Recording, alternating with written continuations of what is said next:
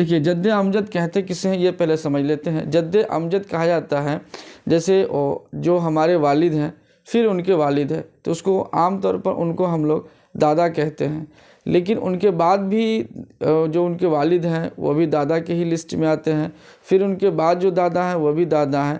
تو اب جتنے بھی دادا آتے جائیں گے وہ سارے کے سارے جد امجد میں کہے جاتے ہیں۔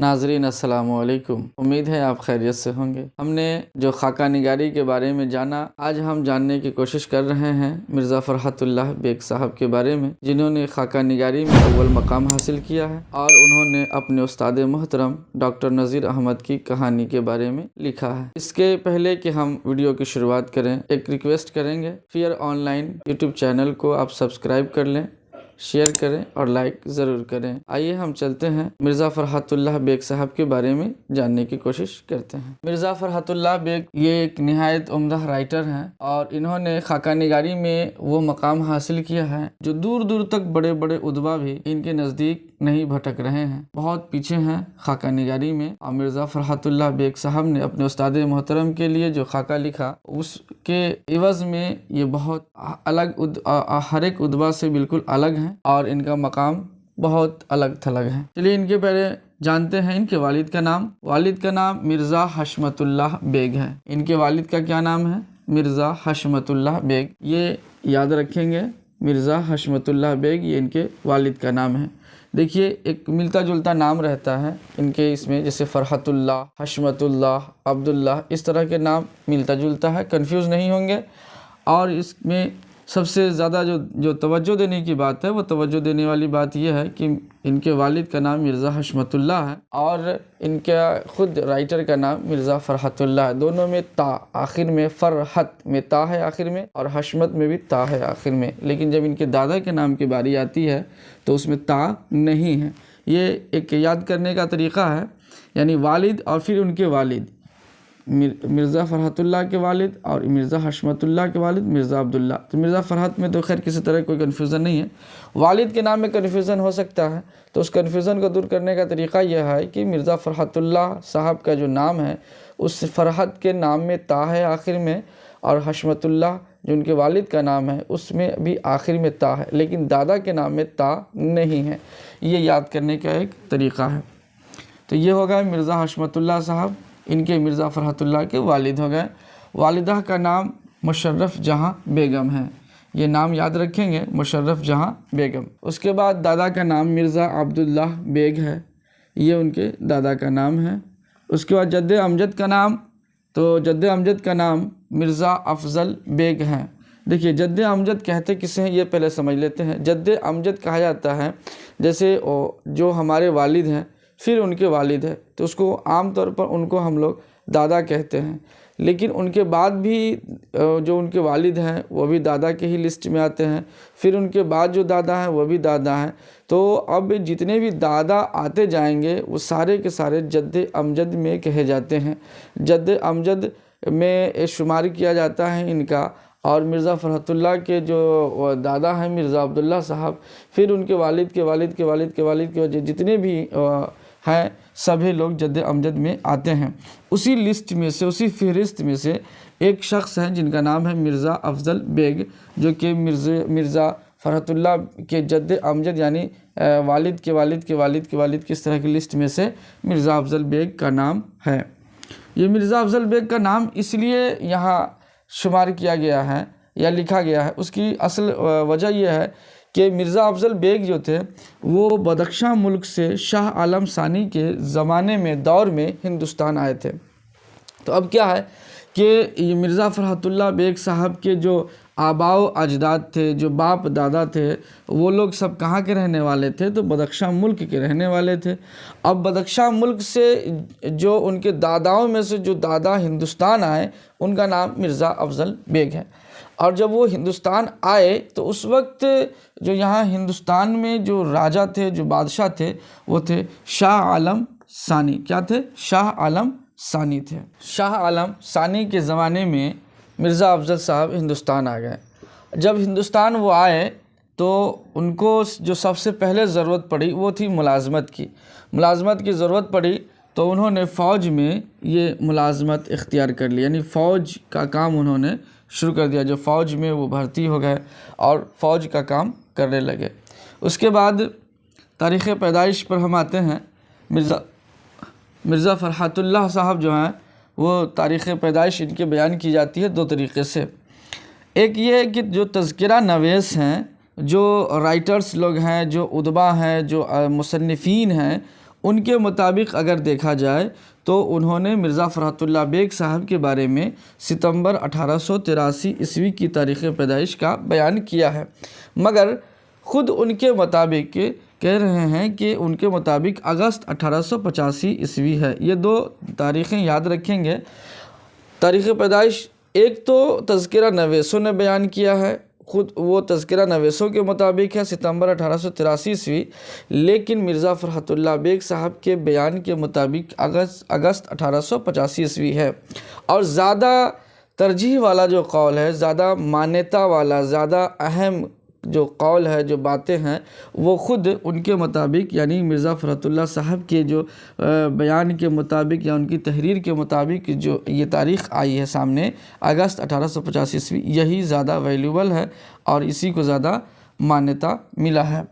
اب ظاہر سی بات ہے کہ یہ ہم کیسے بول رہے ہیں، تو آپ ایک کامن سی بات ہے، سمجھنے والی بات یہ ہے کہ میرے بارے میں کوئی دوسرا کہے اور ہم خود بولے، دونوں میں کس کی اہمیت رہ جائے گی؟ یعنی جو ہم اپنے بارے میں جب ہم خود بول رہے ہیں تو وہ ہم اپنے آپ کو ہم خود زیادہ پہچان رہے ہیں، تو اس کا مطلب کہ ہم اپنے بارے میں جو بولیں گے وہ باتیں زیادہ اہم ہوں گی، اور جو میرے بارے میں کوئی دوسرا بتائیں گے وہ زیادہ اہم نہیں ہوں گی۔ اسی طرح سے اس میں باتیں ہیں۔ اب جائے پیدائش کا مطلب ہے، جا معنی ہوتی ہے جگہ، جا معنی جگہ، اور پیدائش کا معنی پیدائش یعنی پیدا ہونے کی جگہ۔ تو پیدا ہونے کی جگہ ایک دہلی میں جگہ ہے محلہ چوڑی والان، یہ چوڑی والان جو ہے سو یہ جگہ ہے، یا چوڑی والان جو بھی ہو، یہ جگہ ہے دہلی میں، اور یہیں ان کی پیدائش ہوئی۔ ایک بات اور یہاں سمجھنے والی بات ہے جو کہ ضمناً میں بیان کر دیتا ہوں۔ 1857 عیسوی میں ایک انقلاب آیا۔ وہ ایک انقلاب کیا تھا کہ 1857 عیسوی میں ایک مطلب کارتوس کے لے کر کے جو انقلاب آیا، اور دہلی میں جو ہر طرف غدر مچ گیا، ہر طرف جو کوہرام مچ گیا، اس میں بہت سارے گھر بے گھر ہو گئے اور دہلی کا حال بہت برا حال ہو گیا۔ تو اس وقت میں جو کہ ان کے یہ مرزا فرحت اللہ صاحب کے خاندان کے لوگ دہلی میں رہتے تھے، تو اب ان کے دادا 1857 عیسوی میں وہ چلے گئے حیدرآباد۔ اس حالات کے مارے 1857 عیسوی کے معاملات کو دیکھتے ہوئے وہ چلے گئے کہاں؟ حیدرآباد۔ تو یہ ایک ضمناً بات میں نے کہہ دیا ہے، وہ حیدرآباد چلے گئے، لیکن حیدرآباد سے پھر واپس وہ لوٹے۔ ان کے والد اور مرزا حشمت اللہ صاحب جب دہلی میں رہنے لگے تب ان کی پیدائش یعنی مرزا فرحت اللہ کی پیدائش دہلی میں ہوئی۔ حالانکہ اس سے پہلے 1857 عیسوی میں یعنی 1885 اور 57 دیکھ رہے ہیں کتنا کا ڈیفرنس ہے، مطلب بہت کم دنوں کا ڈیفرنس ہے۔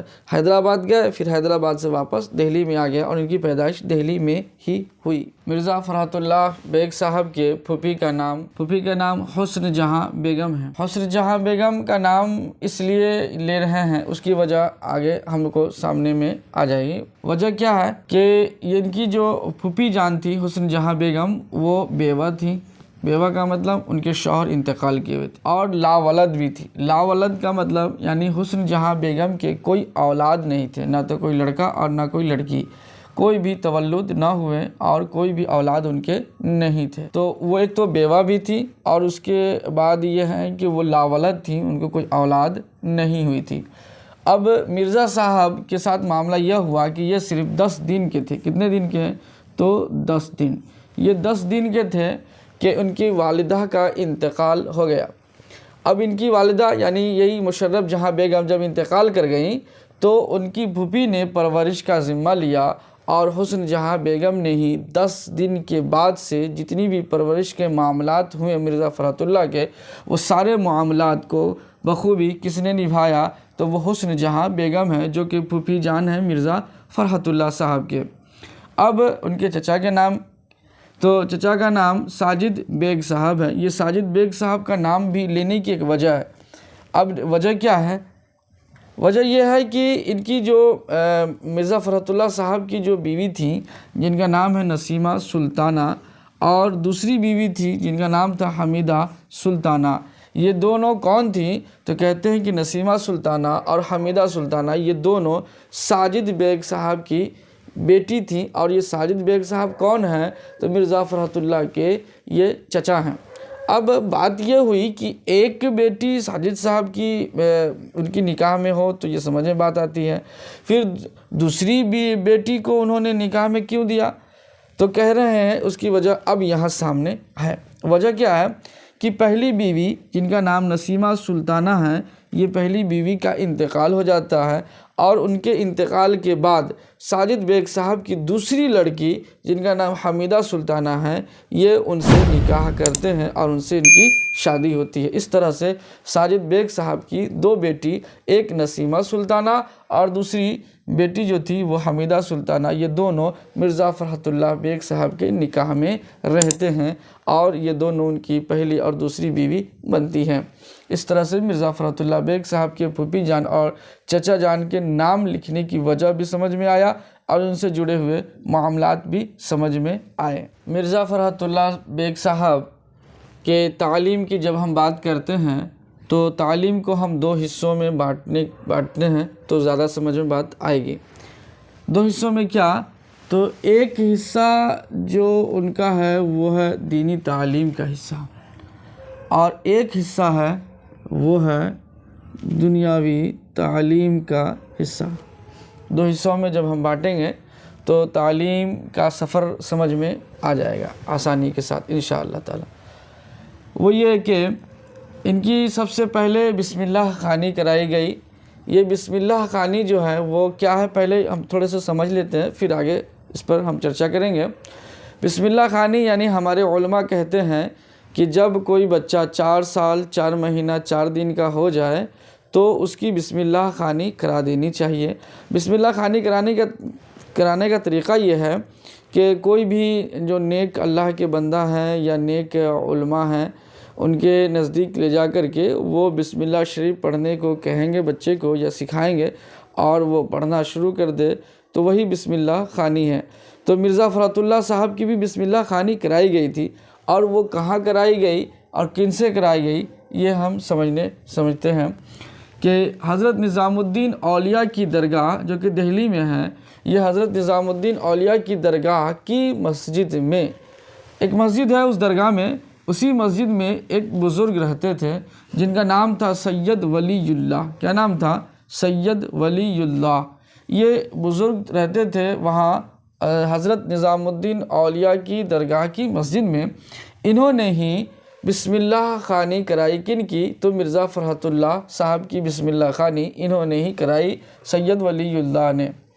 اب دینی تعلیم کا جب سفر آگے بڑھا اور جو ابتدائی کتابیں تھیں پڑھنے کے بعد جب قرآن مجید کے پڑھنے کی باری آئی تو مولوی قمر الدین صاحب ان کے استاد محترم بنے، اور یہی مولوی قمر الدین صاحب نے قرآن پاک کی تعلیم مرزا فرحت اللہ صاحب کو دلائی، اور مولوی قمر الدین صاحب سے انہوں نے قرآن مجید پڑھا، قرآن پاک پڑھا۔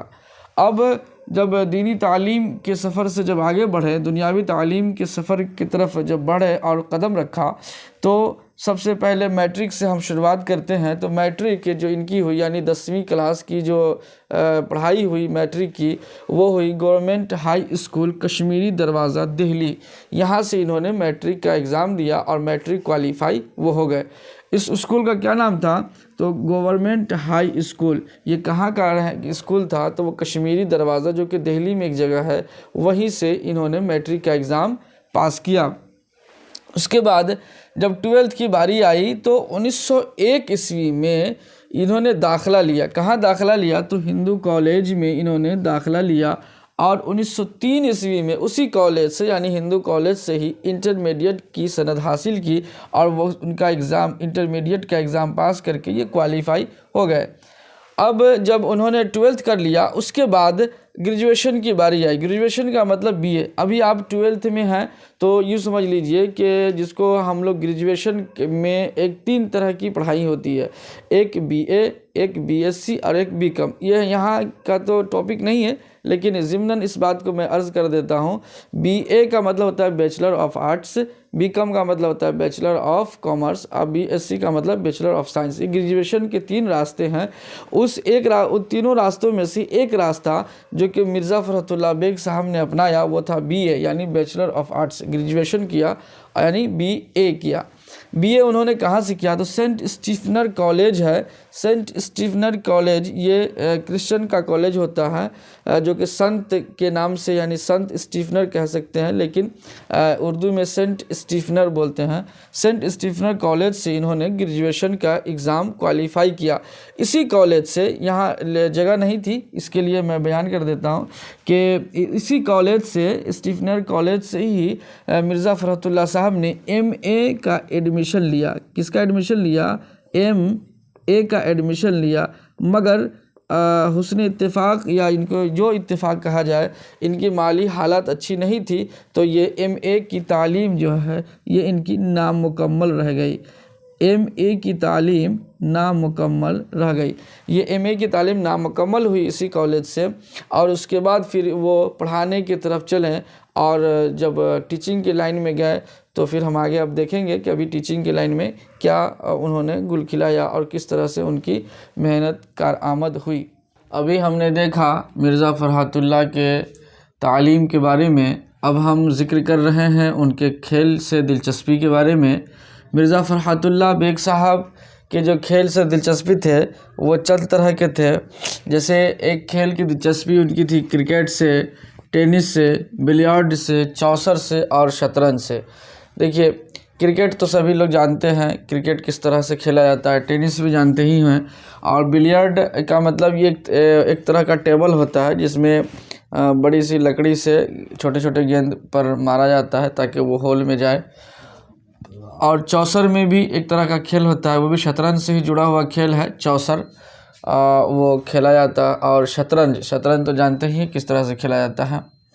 तो ये चंद तरह के खेल ऐसे थे जिससे मिर्ज़ा फ़रहतुल्लाह साहब को काफ़ी दिलचस्पी थी और वो इन तरह के खेलों से खेला करते थे।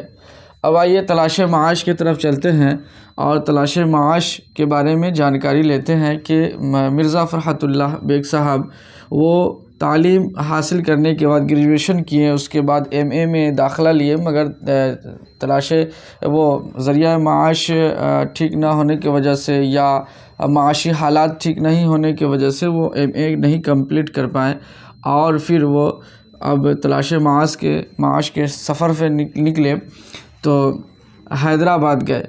कहाँ गए? हैदराबाद गए। हैदराबाद के स्कूल में उन्होंने अंग्रेज़ी के लिए मुलाज़मत इख्तियार किया और वो उस चीज़ के मुअल्लिम बन गए। अंग्रेज़ी ज़बान के वो मुअल्लिम बने। कहाँ? तो हैदराबाद के स्कूल में। उसके बाद 1908 ईस्वी में हाई कोर्ट के मुतरजिम बने, यानी मुतरजिम कहते हैं ट्रांसलेटर को। मुतरजिम किसे कहते हैं? ट्रांसलेटर को।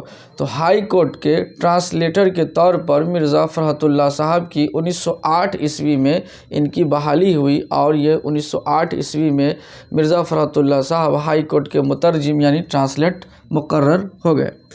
1910 ईस्वी में, जस्ट इसके 2 साल के बाद 1910 ईस्वी में इन्होंने जुडिशियल का इम्तिहान दिया, और उस जुडिशियल इम्तिहान में ये कामयाब हुए, और फिर ये उसी ओहदा से मज़ीद तरक्की करते, यानी जुडिशियल का जब इम्तिहान पास किया तो उसी जुडिशली से वो आगे बढ़ते रहे और मज़ीद तरक्की करते हुए 1939 में यानी 1939 ईस्वी में मिर्ज़ा फ़रहतुल्लाह साहब हाई कोर्ट के ये इंस्पेक्टिंग अफसर बन गए। और ये इंस्पेक्टिंग अफसर जो है वो जब बने तो उसी ओहदा से 1942 ईस्वी में यानी 1942 ईस्वी में मिर्ज़ा फ़रहतुल्लाह साहब इसी ओहदे से रिटायर हो गए, जो कि उसमें जो उर्दू की किताब में जो लिखा हुआ मिलता है वो रहता है सबक दोष होना। क्या रहता है? सबक दोष होना। ये सबक दोष उर्दू ज़बान में है, और इसी सबक दोष को अंग्रेज़ी में रिटायर बोलते हैं, ये याद रखा जाए। इसी सबकदोश को रिटायर कहा जाता है। सबकदोश होना यानी रिटायर होना। 1942 ईस्वी में मिर्ज़ा फ़रहतुल्लाह बेग साहब इंस्पेक्टिंग अफसर के ओहदे से ये रिटायर कर गए। तो ये थे इनके माशी सफ़र का यहाँ बयान किया हुआ। अब इसके आगे हम ये जानने की कोशिश करेंगे कि मिर्ज़ा फ़रहतुल्लाह बेग साहब ने कितने तरह के अदबी ख़िदमात अंजाम दिए हैं। इंशाअल्लाह ताला अभी हम इसको जानने की कोशिश करेंगे। मिर्ज़ा फ़रहतुल्लाह बेग साहब के हमने माशी हालात और तलाश माश के बारे में जाना। अब हम अदबी ख़िदमात के बारे में जानने की कोशिश कर रहे हैं। मिर्ज़ा फ़रहतुल्लाह बेग साहब ने खाका निगारी किया और इसी खाका निगारी की वजह से इनका नाम काफ़ी मशहूर है। और मिर्ज़ा फ़रहतुल्लाह बेग साहब का जो नाम आज ज़िंदा है उसकी सबसे बड़ी वजह यही है कि उन्होंने ऐसी खाका निगारी किया जो उनको एक तो अव्वल मकाम पे ताज पे पहुंचाया और दूसरा कि इस खिदमत की वजह से वो हमेशा के लिए ज़िंदा जावेद हो गए। मिर्ज़ा फ़रहतुल्लाह बेग साहब ने खाका निगारी किया जिसका नाम नज़ीर अहमद की कहानी, कुछ मेरी और कुछ उनकी ज़बानी।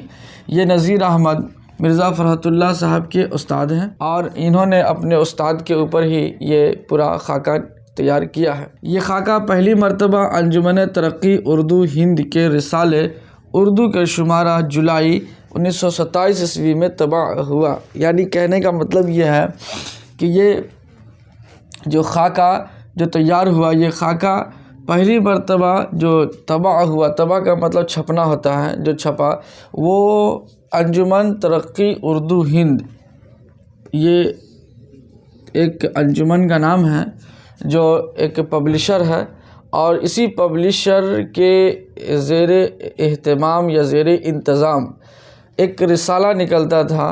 उन रिसालों में एक उर्दू का भी रिसाला था जिस रिसाले का नाम था उर्दू। जिस रिसाले का क्या नाम था? उर्दू।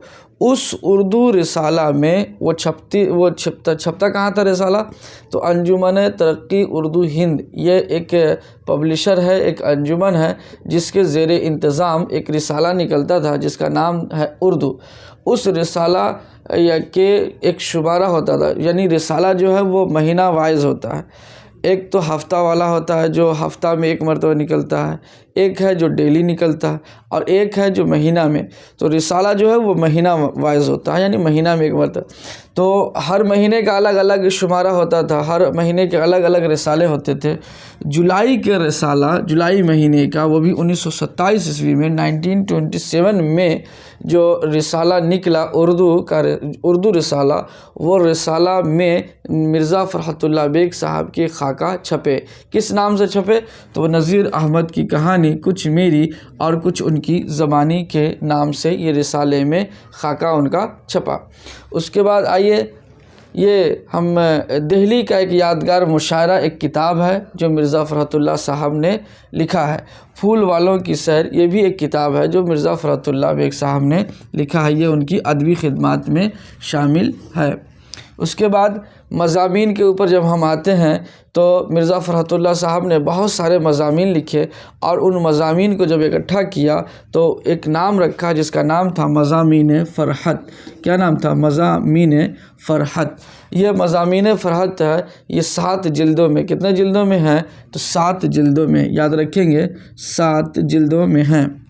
उसके बाद उन्होंने जो किताबें लिखी उसमें इंशा, दीवान यकीन, दीवान नज़ीर और मेरी दास्तान और आखिर में मेरी शायरी, ये एक ऐसी किताबें हैं, ये उनकी ऐसी अदबी खिदमात हैं जिनके वजह से मिर्ज़ा फ़रहतुल्लाह बेग का नाम आज भी लिया जाता है और आने वाले ज़माने में भी मिर्ज़ा फ़रहतुल्लाह का नाम लिया जाएगा।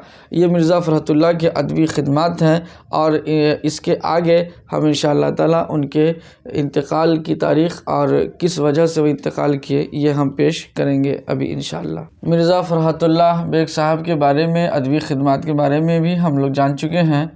अब उनकी तारीख़ वफ़ात और उनके बारे में जानते हैं कि सबसे पहले तो तारीख़ पैदाइश हमने यहाँ इसलिए लिख दिया है, इस बात की वजाहत कर दें تاریخ پیدائش اس لیے لکھ دیا تاکہ ان کی تاریخ پیدائش اور تاریخ وفات ایک ساتھ ہو جائے تو یاد کرنے میں آسانی ہوگی۔ اگست 1885 عیسوی میں ان کی پیدائش ہوئی۔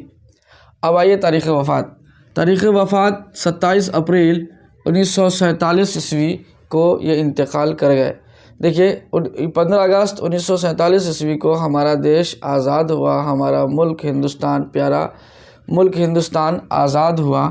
تو اس نسبت سے یہ یاد رکھ سکتے ہیں کہ آزادی کے چند مہینہ قبل مرزا فرحت اللہ بیگ صاحب کا انتقال ہو گیا اپریل کے مہینے میں 1947 عیسوی میں۔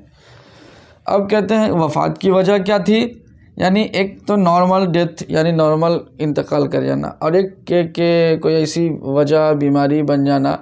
تو اب وجہ جاننے، کیونکہ وجہ اس میں دیے ہوئے کتاب میں، تو وجہ اس لیے ہم نے لکھ دیا ہے۔ وفات کی وجہ عارضۂ قلب ہے۔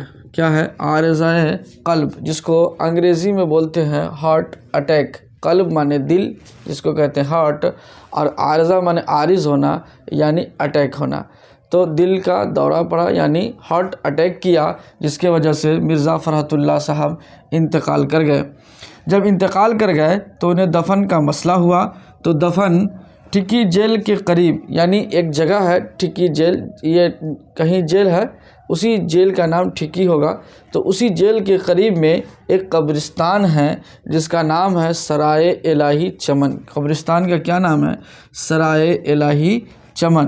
اسی قبرستان میں مرزا فرحت اللہ صاحب کو سپرد خاک کیا گیا، یعنی اسی میں اس سرائے الہی چمن قبرستان میں دفن کیا گیا۔ مرزا فرحت اللہ بیگ صاحب کے بارے میں ہم نے بڑی ہی باریکی سے اور بڑے ہی تفصیل کے ساتھ جاننے کی کوشش کیا ہے۔ مجھے امید ہے کہ آپ کو مرزا فرحت اللہ سے جڑے ہوئے تمام سوالات اب سمجھ میں آ رہے ہوں گے، اس کے جواب بھی انشاءاللہ تعالیٰ آپ دے دیں گے۔ تو اب اتنی ساری جب باتیں ہوئیں تو ایک چھوٹی سی ریکویسٹ تو بنتی ہی ہے۔ ریکویسٹ یہی ہے کہ ہمارے YouTube Fair Online channel کو آپ سبسکرائب کریں، لائک اور شیئر ضرور کریں، اور اس اپنے چھوٹے بھائی کو دعاؤں میں یاد ضرور رکھیں۔ جتنے بھی بورڈ پر جتنے بھی لکھے گئے ہیں ان تمام کو آپ اسکرین شاٹ لے کر اور نوٹس بنانے کی کوشش کریں، اس لیے کہ نوٹس جو آپ بنائیں گے ایگزام میں آپ کے لیے سب سے بڑا ہتھیار اور سب سے بڑا کامیابی کا ذریعہ وہی ہوگا۔ نوٹس آپ بنائیں اور جو بورڈ پر جو دیے گئے ہیں اس کو آپ ایک مرتبہ ضرور، ایک یا دو مرتبہ یا 3 مرتبہ، جتنے مرتبہ بھی آپ کو سمجھنے میں دقت ہو رہی ہے، بار بار دیکھیں اور اس کو سمجھنے کی کوشش کریں۔ انشاءاللہ تعالیٰ آپ کو سمجھ میں آئے گا مرزا فرحت اللہ بیگ صاحب کے بارے میں۔ تو اپنے اس دوست کو اجازت دیجیے، پھر انشاءاللہ تعالیٰ اگلی ویڈیو ملاقات ہوگی۔ السلام علیکم۔